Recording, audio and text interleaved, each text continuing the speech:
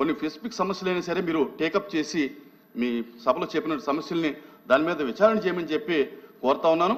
ఇక ముందు కూడా అటువంటి జరగకోకుండా యొక్క సభ కూడా అలర్ట్గా ఉండండి. 2 ప్రివిలేజ్ కమిటీ ఏదైతే ఉందో ఇందాక సభ్యులు చెప్పినట్టుగా కనీసం 3 నెలలకు ఒకసారైనా లోతుగా పరిశీలించి ఇమీడియట్ యాక్షన్ తీసుకోవాలని చెప్పి తెలియజేస్తా ఉన్నాం. ఇక ముందు ఇటువంటిది రాకుండా అధికారులు చూడాలని చెప్పి అధికారులకు కూడా సూచన చేయడం జరుగుతుంది. అధ్యక్ష, నేను ఇది 6వసారి ఎమ్మెల్యే అధ్యక్ష. చాలా గవర్నమెంట్స్ వచ్చాయి, అపోజిషన్లో పనిచేశాను, ప్రభుత్వంలో పనిచేశాను. ఎప్పుడు పార్షియాలిటీ అనేది లేదు అధ్యక్ష. ఎమ్మెల్యే అంటే ఎమ్మెల్యే, ఎమ్మెల్సీ అంటే ఎమ్మెల్సీ, సర్పంచ్ అంటే సర్పంచ్. ఎందుకో కానీ గత 5 ఇయర్స్లో టోటల్గా వినండమ్మా, వాస్తవాలు మాట్లాడుకుంటే బయట వస్తుంది. వాటాలు మాట్లాడాలి కదా, ఏ మాట్లాడిపోతారుగా. కొన్ని ఉదాహరణలు చెప్పాలి, నేను చేస్తానని చెప్పాను. నేను చెప్పింది విను, నేను బురద కాదు, వినాలి కదా.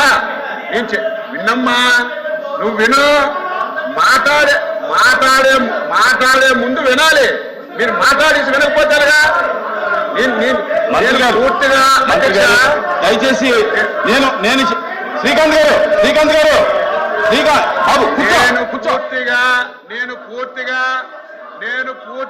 కూర్చోండి బాబు. నేను పూర్తిగా ఆన్సర్ చేసిన తర్వాత కూర్చోండి. సాటిస్ఫాక్షన్ కాకపోతే అడగమని చెప్పండి. నేను పూర్తిగా ఆన్సర్ చేసిన తర్వాత సాటిస్ఫాక్షన్ చేసిన తర్వాత చెప్పాలి. చెప్పకపోతే అది ఎందుకు అధ్యక్ష? ఆ పార్షియాలిటీ వచ్చింది అధ్యక్ష. నేను ఇప్పుడు సత్యబాబు గారు అంటే చాలా గౌరవం, పెద్ద ఆయన, రాజకీయంగా ఉన్నారు ఆయన. నేను ప్రధాన బాధ్యతను అధ్యక్ష, నా జిల్లాలో 5 ఇయర్స్ ప్రోటోకాల్లో బాధ్యతను. కానీ ఒక్కరోజు ఒక్క దగ్గర మాట్లాడలేదు, ఎవడ కంప్లైంట్ ఇవ్వలేదు. పరిస్థితులు ఉండే.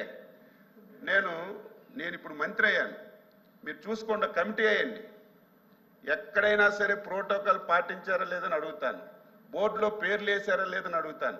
అది చేస్తే మన గౌరవం పెరుగుతుంది అధ్యక్ష. పేరు తీసినంత మాత్రం గౌరవం ఏం తగ్గిపోదు. నేను ఎప్పుడు బాధపడ్డాను తెలుసా? పోనీ ఎవరో జూనియర్లు కావాలని చేస్తే నేను బాధపడలేదు. మాకు ఇన్ఛార్జ్ మంత్రిగా ఉన్నారు సత్యబాబు గారు. నా కాన్స్టిట్యున్సీలో ముఖ్యమంత్రి వచ్చారు, ఒక పోర్టు ఫౌండేషన్ స్టోన్ వేశారు, తనే ఇన్ఛార్జ్ మంత్రి.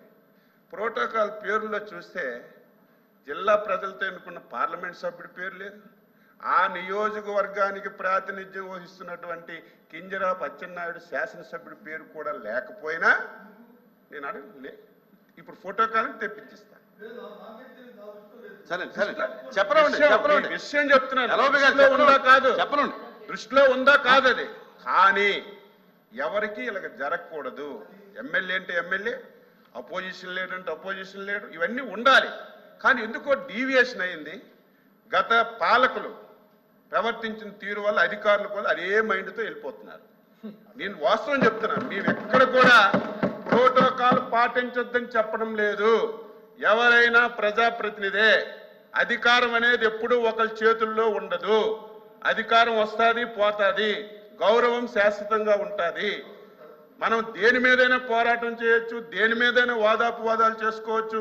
రేపు పబ్లిక్ మనం చేసినవి మంచి అయితే పబ్లిక్ మనకు గౌరవిస్తారు తప్ప ఏదో చిల్లర పనులు చేసి ప్రోటోకాల్లో తీసేద్దాం, బోర్డు మీద పేరు తీసేద్దాం, గత ప్రభుత్వం ఈ బోర్డు పెట్టింది కదా దీన్ని బుల్డోజర్తో తొక్కేద్దాం, అలాంటి పనులు ఎవరు చేసినా సరే అది మంచిది కాదు. దానికి ప్రభుత్వం వ్యతిరేకత. నేను మళ్ళీ చెప్తున్నాను, ముఖ్యమంత్రి దృష్టిలో కూడా పెడతాం. కొంతమంది అధికారులు పాత పద్ధతికి అలవాటు పడిపోయారు. ప్రోటోకాల్ పాటిస్తే సస్పెండ్ చేసిన రోజులు కూడా ఉన్నాయి. నేను మాట్లాడదలుచుకోలేదు. ఆ అలవాటుతో గత ప్రభుత్వం చేసింది కదా, ఇప్పుడు మేము కూడా చేస్తే మా మీద యాక్షన్ తీసుకుంటారేమని కొంతమంది చేస్తున్నారు. దానికి ఫుల్ స్టాప్ పెడదాం. నియమ నిబంధనలు ఉన్నాయి. పార్లమెంట్ సభ్యుడికి ఏంటి, కేంద్ర మంత్రికి ఏంటి, రాష్ట్ర మంత్రికి ఏంటి, ముఖ్యమంత్రికి ఏంటి, గవర్నర్కి ఏంటి, ప్రతి ఒక్కరికి ప్రోటోకాల్ అనేది ఉంది. ఎవరి స్థాయిల్లో వారికి గౌరవించమని స్పష్టమైనటువంటి ఆదేశాలు ఉన్నాయి. ఆ ఆదేశాలన్నీ తూచా తప్పకుండా మీది కూడా ఇదే పరిస్థితిలో మళ్ళీ నాకు మాట్లాడితే మీరు భయపడ. మా దగ్గర మొన్నటి వరకు అధ్యక్ష యనమల రామకృష్ణ గారు ఉన్నారు, అపోజిషన్ లీడర్. ఏం చేశారు? ఆయన నాతో చెప్పేవారు అడుగుదాం అని. ఎందుకండి అడిగినా చేయని దానికి ఎందుకంటే సైలెంట్గా ఉన్నాం. సరే. అది ఎప్పుడైనా సరే ఒక మాట అనే ముందు ఇంకొక మాట మీరు వినాలి. మొన్నటి వరకు మా రామకృష్ణ గారు ఉన్నారు అధ్యక్ష, అపోజిషన్ లీడర్గా, కనీసం పాటించలేదు. ఆయన కూడా చాలాసార్లు బాధపడ్డారు. ఆయన చాలా స్థాయికి వెళ్ళి ప్రోటోకాల్ గురించి మనం మాట్లాడుకుంటే బాగోదు. మీరు ఇచ్చింది కూడా నేను చెప్పాను, ప్రతి ఒక్కరి పేరు చెప్పదలుచుకో, ఎవరి ప్రోటోకాల్ వాళ్ళకు ఉంది, అది అమలు చేయాలి, స్పష్టమైన ఆదేశాలు ఇస్తాం. దానివల్ల ప్రభుత్వం వాల్యూ పెరుగుతుంది తప్ప వాల్యూ తగ్గదు. దానికి నమ్మిన వ్యక్తిని నేను ఎక్కడికైనా ఓపెనింగ్కి వెళ్తే బోర్డు చూస్తే సర్పంచ్ పేరు కూడా ఉందా లేదని నేను చూసిన వ్యక్తిని. ఒకవేళ లేకపోతే లోకల్ లీడర్స్ ఎవరైనా కావాలని చేయకపోతే నేను అక్కడే పెయింట్తో రాయించి చేసినట్టు అది దాని వాల్యూ పెరుగుతుంది.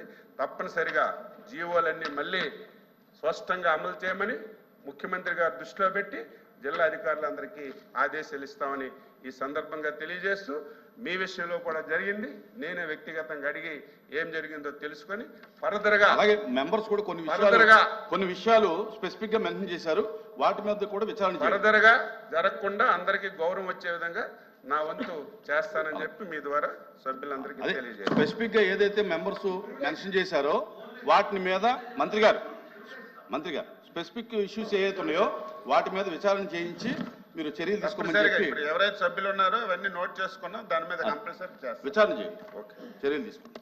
Okay, next Babu. All papers included in the agenda are deemed to have been laid on the table of the House. Government bills.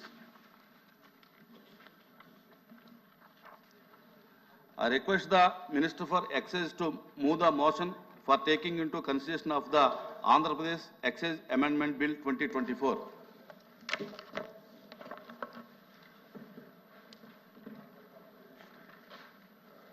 Honorable Chairman, sir, I beg to move that the Andhra Pradesh Excise Amendment Bill 2024 be taken into consideration.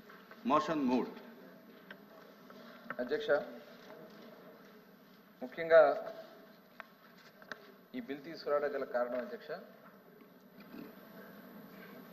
గత 19-24 మధ్యలో అధ్యక్ష excise విధానాన్ని మొత్తం కూడా చాలా disturb చేయడం జరిగింది అధ్యక్ష.